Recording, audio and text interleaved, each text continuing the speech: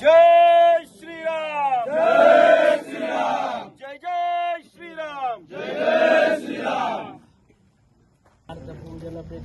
सनातन हिंदू धर्म की जय, बोल प्रभु श्री रामचंद्र भगवान की जय।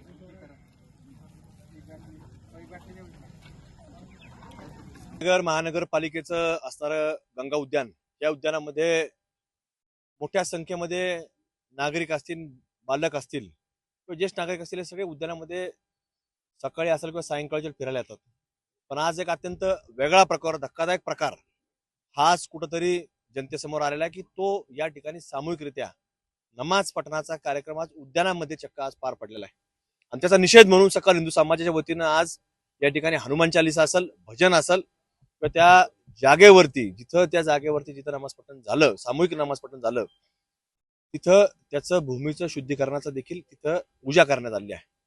या घटना आपण पाहतो की बुरख्याच्या आडून या अलीकडच्या काळामध्ये होत असताना अनेक ठिकाणी आपल्याला पाहायला मिळतात. तशा अहिल्यानगरमध्ये देखील आज अनेक घटना वेगळ्या घडताना समोर येत आहेत. गेल्या काही दिवसांपूर्वीच माळीवाडा या परिसरामध्ये देखील बुरख्यामध्ये एक महिला आली आणि तिथं गोमांस तिने टाकलं. तिथं एक शंकर सावली मठ आहे, त्या मठाच्या परिसरामध्ये देखील ती पहिली जाऊन आली, पाहून आली आणि त्याच्यानंतर त्या महिलेने तिथं बाहेरच्या बाजूला गोमांस टाकलं. त्याचाही आरोपी अजून सापडला नाही. ते बुरख्यामध्ये आलेली व्यक्ती पुरुष होती का महिला होती हे सुद्धा अद्याप झालं नाही, का अजून कोणतरी होतं हे सुद्धा कळालेलं नाही.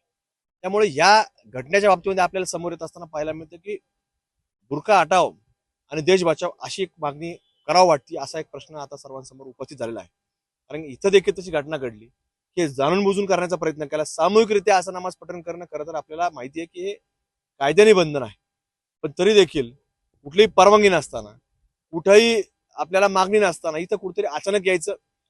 लोक उद्यानामध्ये फिरायला येतात, आपल्या लेकरांना घेऊन येतात, पुढे ज्येष्ठ नागरिकांना कुणी फिरायला आणते, कुणी हाताला धरून एखाद्या ज्येष्ठ नागरिकाला घेऊन येतंय, जेणेकरून एखादा ज्येष्ठ नागरिक घरात असतो त्याला डॉक्टरने सांगितलं असतं की संध्याकाळी थोडं चक्कर मारून आणा.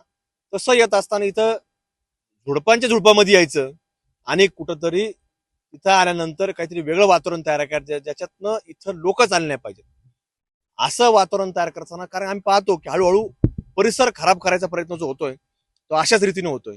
आणि मग तो परिसर खराब केला की त्याच्यातनं कुठेतरी इतर नागरिक आले नाही पाहिजेत. तसं प्रयत्न पारिजात चौकामध्ये देखील करण्यात आला होता.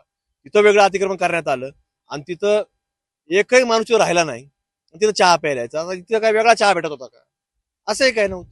पण फक्त त्या परिसरामध्ये आपली दहशत निर्माण करायची, त्यामुळं आम्ही तिथं आंदोलन केलं, ते सगळं हाणून पाडलं. तशाच प्रकारचं या उद्यानामध्ये जर असा प्रकार घडला तर आम्ही आता इथून पुढे शांत बसणार नाही. आम्ही त्याच्यावर देखील कुठेतरी प्रशासन जर कायद्या पद्धतीने जर त्याच्यावर कारवाई करत नसेल तर आम्ही देखील कुठेतरी कायदा हातात घेतल्याशिवाय राहणार नाही.